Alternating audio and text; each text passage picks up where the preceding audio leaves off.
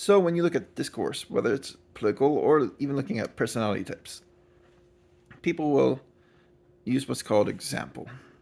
What is that? It's where you go from particular to particular. You say, there's a past of this that I've seen. Therefore, in this instance, it's going to be the same way. Now, pushing aside typology, of course, we know that's introverted sensing, but a lot of times, or it could be sometimes extroverted thinking. But here's the problem with this type of notion: is that is it really? You have not really established a causal link. You have not shown within several particulars that this will indeed occur because of a history. No, you are just making a claim based off of one data point. Now, if you want to learn how to do discourse, I can do a full video on this. But for now, let me do a quick one. You could use syllogism, going from the general to middle term to particular.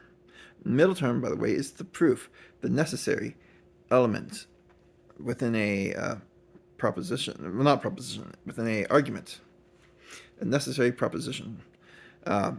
You could go from particular to universal. So when you go from particular to universal, you're doing what's called induction.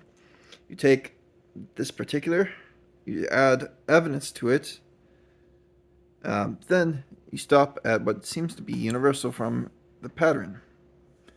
Or you can do what's called abduction, which is for theory forming. So you take a credible statement from the wise, from the many, whatever. Then you test it out with a supposed middle that is found within this credibility proposition. Then you put a conclusion in there that's not clear whether or not it is contained. But they're both, of course, credible. You could actually say that makes sense from the information. Now, of course, with abductive reasoning, you do not know at that point whether or not it's true. You just have a very good theory that's very credible, that you can then use dialectic and induction to kind of test, gather evidence. Then at that point, you look at the universal.